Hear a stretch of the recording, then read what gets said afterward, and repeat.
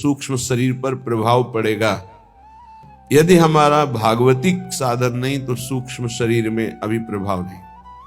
तो आप कहेंगे हमारा तो भागवतिक साधन चलता है पर स्वप्न सही नहीं आते, तो इसका मतलब है कहीं ना कहीं अभी मिलावट है। जिस दिन अनन्य भाव से आराध्य देव का चिंतन होगा तो स्वप्न में भी अन्य कोई नहीं आएगा। ऐसे स्वप्न होते हैं कि जागृत की अवस्था भी चुभने लगती है कि क्यों जागृत हुए, स्वप्न में ही रहते, बहुत उत्तम था।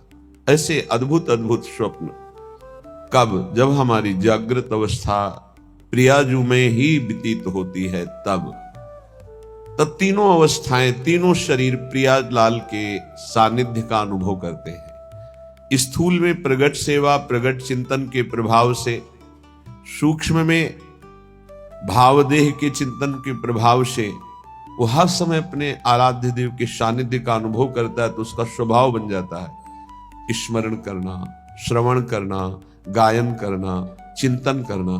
तीनों शरीर भगवत स्वरूप हो जाते हैं, स्थूल भी, सूक्ष्म भी, कारण भी। जिसे मिथ्या कहा गया है वो ज्ञान में है, भक्ति में तीनों भगवत स्वरूप हो जाते हैं। इसलिए जागृत, स्वप्न, सुषुप्ति, स्फुरति में राधा पदाब्ज छटा। चाहे जागृत अवस्था हो या स्वप्न हो या सुषुप्ति हो, केवल किशोरी जी के चरणारविंद का अस्तित्व, अन्य कोई अस्तित्व नहीं। ये बहुत उत्तम अवस्था उपासक की होती है, जब जागृत में वो रात दिन अपने आराध्य देव में, तो स्वप्नावस्था बड़ी मंगलमयी, फिर स्वभाव बन जाता। श्रुतौ राधिका कीर्तिरंतः स्वभावे, अंतः से स्वभाव बन जाता है प्रियालाल की चर्चा सुनना, मंत्र अंदर से सुनना, नाम सुनना, और गायन करने का भी स्वभाव बन जाता है। प्राण रमि रही हरिवंश बाणी, ताहि तजी और गाउन कबहू कछु, प्राण रमि रही हरिवंश बाणी। यह जो पर्योमोह सहज स्वभाव, श्री हरिवंश नाम रस चाओ। कितना सुंदर स्वभाव बन जाता है उपासक का, नाम, मंत्र, वाणी, लीला चिंतन। अब उसकी जागृत, स्वप्न, सुषुप्ति तीनों अवस्थाएं जब भगवत स्वरूप हो गई तो जीवन मुक्त हो गया। इसमें प्रधानता हुई स्थूल शरीर की, स्थूल से ही सूक्ष्म में प्रवेश, सूक्ष्म से ही कारण में प्रवेश, और कारण जहां परिवर्तित हुआ तो माया का प्रभाव खत्म हो गया। कारण तक माया का प्रभाव है, इसके बाद तो स्वरूपानंद है। भूरी सखी कह रही हैं, लोचन रहित रूप ललचाने, सपने हो तुम बिन और न जाने। तो ऐसा लगता है अभी तक रूप नहीं देखा। बोले नहीं देखा, सुंदर स्वामिनी प्यारी हमारी, छविनिधि सहज रूप उजियारी। ये देख के ही तो बोल रहे हैं। मुख छवि कोटि चंद सोनी को, ये देख के ही तो बोल रहे हैं। हसन दसन द्विति भावती जी को, जब हमारी स्वामिनी जो हंसती हैं तो उनकी जो दंत पंक्तियां हैं, अधरों की लालिमा के कारण ऐसी शोभा, ये देख के बोल रहे। और जब स्वामिनी जो मुस्कुराते हुए अपने जन की तरफ देखती है तो चितवन बरसत दृष्टि अमी की, उनकी कृपा कटाक्ष से अमृत की वर्षा होती है। रंग भरी छवि सुखद सुखाई, प्यारी जू की दृष्टि पड़ते ही ऐसा प्रेम रंग हृदय में उल्लसित होता है कि अद्भुत सुख का अनुभव होता है। पर लोचन ललचाने, इतना होने पर भी रूप के प्यासे लोचन ललचाते ही रहते हैं। प्रतिक्षण रूप का पान करते हुए भी प्यास बढ़ती रहती है। सपने हो तुम बिन और न जाने। खास बात जो इसमें निकली वो ये सपने हो तुम बिन और न जाने। यहां कचाई है, उपासक यहां कचाई कर देता है। सपने हो तुम बिन और न जाने, ये खास बात महापुरुषों में पाई गई है। श्री विठ्ठल विपुल देव जी महाराज कह रहे हैं, यह जोरी अविचल वृंदावन नाहिन आन सुकाज। श्री हरिव्यास देवाचार्य जी के सदा सनातन इक रस जोरी, जो महिमा निगम न जाने, इनकी श्री हरि प्रिया हेतु निज दासी रहत सदा अगवानी। केवल इनकी, ये होना बहुत कठिन है। ये हो गया तो माया पर विजय प्राप्त कर ली। कैसे हो सकता है? तो आगे कह रहे, शिशुलो बार बार हठ ठाने, चहु दिस रहेत निहारी निहारी सुंदर स्वामिनी प्यारी हमारी। शिशु लो, जैसे छोटा बच्चा हठ ठान लेता है मुझे एक खिलौना चाहिए, फिर उसे कुछ भी दो, कोई उपाय करो, उसको वही खिलौना चाहिए, बाल हठ कहते हैं। ऐसे ही भक्त का हठ हो जाता है, योगी का हठ हो जाता है अपने आराध्य देव के प्रति। मुझे आपके सिवा कुछ नहीं चाहिए, आपके सिवा कुछ। ये कोई महान हृदय ही हठ करता है, आपके सिवा मुझे कुछ नहीं। नहीं ये भोग ले लो, ये पद ले लो, ये प्रशंसा ले लो, ये लोक लोकांतर का वैभव ले लो, नहीं मुझे आप चाहिए। शिशु लो बार बार हठ ठाने, बच्चे जैसे बिरज जाते हैं ऐसे बिरज जाओ लाडली लाल से, मुझे आप चाहिए। वो चारों दिशाओं में निहारता रहता है किधर से हमारी प्रिया जो पधार रही है। तो हंसी कृपालु विधु बदन दिखावे, सहज माधुरी पान करावे। तो श्री जी को हंसी आ जाती है, बड़ा हठीला है, मानेगा नहीं। तो हंसी कृपालु विधु बदन दिखावे, उसी समय श्री जी प्रकट हो जाती है और सहज माधुरी पान करावे। जो रूप रुचिर अंग अंग माधुरी बिन भूषण भूषित ब्रजगोरी, ऐसे सौंदर्य का, ऐसे महामाधुर्य रस का पान उपासक करने की योग्यता प्राप्त करता है श्री स्वामी जी की कृपा कटाक्ष से। भोरी ही की आस पुजाओ, तन मन रहो चरण परवारी। मेरा तन मन प्राण सब आपके चरणों में न्यौछावर है। हे मेरी लाडली जू, मेरी ये आस पूरी कर दो कि जागृत में, स्वप्न में, सुषुप्ति में एकमात्र केवल आपका ही आश्रय, आपका ही चिंतन है। अब यहां कई बार एकांतिक हृदय की बात आप सबसे कही कि भगवत प्राप्ति आश्रय से होती है। बोलो सुषुप्ति में क्या होता है? सुषुप्ति में क्या होता है? एकमात्र आश्रय होता है। मूर्छा में क्या होता है? एकमात्र आश्रय होता है। जब हम गाढ़ निद्रा में होते हैं तो जो हम सोचकर सो रहे होते हैं और जब जगते हैं तो पूरा समय उसी में माना जाता है। ध्यान रखना, ये सिद्धांत है। जैसे सोते हुए राधा राधा राधा, फिर जब जगे तो निश्चित देखना उस समय चलेगा राधा राधा राधा, तो आपका जितना समय नींद में गया वो सब भजन माना जाएगा। निद्रा समाधि स्थिति, जो समाधिस्थ महापुरुषों को लाभ मिलता है वही भक्त को निद्रा में भी प्राप्त हो जाता है। क्यों? वो अपने इष्ट में सोता है, इष्ट में जगता है, इष्ट में विचरता है, इष्ट में व्यवहार करता है। श्रीपाद प्रबोधानंद जी महाराज कह रहे हैं, सकृदपि यदि दृष्टा हंत वृंदाटवी त्वं, सकृदपि यदि राधा कृष्ण नामाभ्यधाई,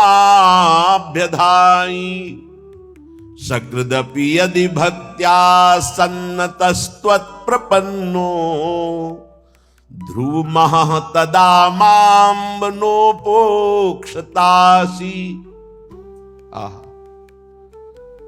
एक बार सकृदपि कहते हैं, एक बार सकृदपि यदि दृष्टा हंत वृंदाटवी त्वं, हंत हाय उसने अपने जीवन को व्यर्थ नष्ट कर दिया जिसने एक बार भी वृंदावन का दर्शन नहीं किया। और यदि एक बार वृंदावन का दर्शन कर लिया जीवन में एक बार, वो कभी नरक नहीं जाएगा, उसकी कभी दुर्गति नहीं हो सकती। कितना बढ़िया लाभ है। भगवान के एक वचन है, अपनो परण विशार भगत को पूरो परण निभाऊं। संतों की वाणी पर दृढ़ विश्वास कर लो, भगवान अपनी बात झूठी कर सकते, संतों की नहीं। जब भीष्म जी ने भगवान को देखा, दासी रूप से द्रौपदी को लेकर हमारे पास आए और हमें छल से आशीर्वाद दिलवा दिया, सौभाग्यवती भव, तब कहा ठीक है, मुझे पता चल गया है कि मेरे प्रण का तो खंडन होगा ही, क्योंकि आप हो। आपने जब मैंने प्रण लिया पांचों पांडवों को जीवित रहा तो मारूंगा, तो आपने सौभाग्यवती का आशीर्वाद दिलवा दिया। तो आज मैं गंगा पुत्र भीष्म आपके बल से प्रण लेता हूं कि आपने जो प्रण किया था कि महाभारत युद्ध में अस्त्र नहीं कहूंगा, तो मैं गंगा का पुत्र भीष्म नहीं कहलाऊंगा यदि कल तो आपसे अस्त्र ग्रहण न करवा दूं। भगवान ने कहा आपके लिए, पर अपना प्रण तोड़ना है मेरे लिए कोई खास बात। अपनो प्रण विसार भगत को पूर्व प्रण निभाओ। ये महान रसिक महापुरुष कह रहे हैं, सकृदपि यदि दृष्टा हंत वृंदाटवी तुम सकृदपि यदि राधा कृष्ण नामाभ्यधाई, वृंदावन में आकर के यदि जय जय श्री राधे बोले या राधा कृष्ण नाम उच्चारण किया, सकृदपि यदि भक्त्या सन्नतस्त्वत् प्रपन्नो, भक्ति भाव से भरकर वृंदावन में एक बार प्रणाम कर लिया, एक बार लौट गए, तो ध्रुव महा, ध्रुव माने सत्य, आहा परम सत्य बात है, माम नो उपेक्षतासी, हे वृंदावन आप कभी उसकी उपेक्षा नहीं करेंगे, अर्थात उसको निश्चित आप अपने में बुला लेंगे। एक बार वृंदावन आ गया, एक बार यहां आकर जय जय श्री राधे बोला, यार बोल देते हैं एक बार, जय जय श्री राधे श्याम, बोले सकृदपि यदि राधा कृष्ण नामाभ्यधाई, एक बार प्रिया प्रीतम की जय जय बोल दिया, एक बार वृंदावन आ गया, एक बार प्रणाम करके वृंदावन भूमि में लौट गया, तो ध्रुव महा परम सत्य, वो नरक नहीं जाएगा, उसको भगवत प्राप्ति होगी। आप सोच सकते हैं भगवत प्राप्ति कैसे हो सकती है? पूरा रजिस्टर पाप लिखा हुआ है, एक बार वृंदावन आया, एक बार प्रणाम किया, एक बार राधा बोला, एक बार बिहारी जी के दर्शन किया, इसका क्या फल होगा? महाभारत में लिखा है, एक बार श्री कृष्ण को कोई प्रणाम कर ले, एक बार, एकोपि कृष्ण कृतः प्रणामो दशाश्वमेधा भृतेन तुल्या, दशाश्वमेधि पुनरेपि जन्म कृष्ण प्रणामी न पुनर्भवाय। एक बार कृष्ण को प्रणाम करने वाले का पुनर्जन्म नहीं होता, ये भीष्म जी की स्तव में लिखा। अब आप विचार करके देखो, जहां प्रिया प्रीतम विराजमान इस भूमि में लौट गया, रसिकों की चरण रज, प्रिया प्रीतम की चरण रज, एक बार बिहारी बिहारी जी को प्रणाम कर दिया, एक बार उनकी जय जयकार कर दिया, वो नरक नहीं जा सकता, श्रीपाद कह रहे। इसलिए वृंदावने सैक पदस्पृहोपि महत्तमानां श्रुतभाषितोपि विदन्नपि स्वार्थ विधाति सर्वं हाधिं न वृंदावनाश्रयामि। महापुरुषों के वचनों में भी तुम विश्वास नहीं करते हो, कैसा तुम्हारा जीवन है? कम से कम अन्य बातों पर विश्वास ना करो, महापुरुषों के वचनों में तो विश्वास कर लो। महत्तमानां श्रुत भाषितोपि, सुन रहे हो तुम महापुरुष जन वचन बोल रहे हैं। वृंदावनेशैक पदस्पृहोपि, एक बार तो इच्छा कर लो ऐसे वृंदावन में आने की, जहां एक बार आने का, एक बार दर्शन का, एक बार जय जयकार का, एक बार प्रणाम का। ये भगवत प्राप्ति तुम बहुत दुर्लभ समझते हो, सबसे सरल है भगवत प्राप्ति, सबसे सरल। तो बोले बहुत बड़ी बड़ी तपस्याएं, बहुत कष्ट सहा जा रहा है, और आप कह रहे हैं बहुत सरल है। तुम्हें बाहरी दिखाई दे रहा कष्ट है, जो तप करता है उसे बड़ा सुख मिलता है। जो वैराग्यवान है उसको भोगी जन कष्ट देखते, लेकिन वैराग्यवान भोगी जनों को कष्ट में देख रहा है, कितने कष्ट में जल रहे हैं। तुम्हें वैराग्यवान कष्ट युक्त लग रहा है कि दिगंबर है या एक लंगूटी लगाए है, भूखा प्यासा है, उसको जो परमानंद है वो ब्रह्मा को भी नहीं है। वैराग्यवान को, फिर बोधवान को, फिर प्रेमी को तो बात ही क्या है। महत्तमानां श्रुत भाषितोपि, ये बड़े बड़े महापुरुष जो बोल रहे हैं उससे सुनो। जितने भी संबंधी हैं, जितने भी भोग पदार्थ है, जितना भी ऐश्वर्य है, ये परमार्थ को विध्वंस करने वाला है। परमार्थ को विदन्नपि स्वार्थ विधाति सर्वं हाधिं, धिक्कार है यदि आप अपने परमार्थ के नाश करने वाली क्रिया करते हो, परमार्थ के नाश करने वाली बातें देखते हो, सुनते हो, बोलते हो। तुम महापुरुषों की बातें सुनकर भी उनके आज्ञा में क्यों नहीं चलते हो? क्या आज्ञा? वृंदावने शैक पदस्पृहोपि, एक बार कदम बढ़ाओ ना सीधा वृंदावन की तरफ, और एक बार वृंदावन में आ जाओगे तो तुम्हारे जीवन का परिवर्तन हो जाएगा। पर धिक्कार है, ये सब बातें सुनकर भी भगवत प्राप्ति की इच्छा नहीं जागृत होती। श्रीपाद कह रहे हैं, दिव्यानेक विचित्र पुष्प फलवत वल्ली तरुणाम ततिर, दिव्यानेक मयूर कोकिल सुखाद्यानंद माद्यत खगः, दिव्यानेक सरः सरित गिरिवरः प्रत्यग्र कुंजावली, दिव्या कांचन रत्न भूमिरपि मां वृंदावने मोहयत। मुझे मोहित कर रहा है वृंदावन, मोहयत, माम वृंदावने मोहयत। देखो देखो मुझे वृंदावन मोहित कर रहा है। कैसा दिव्य वृंदावन प्रकाशित हुआ।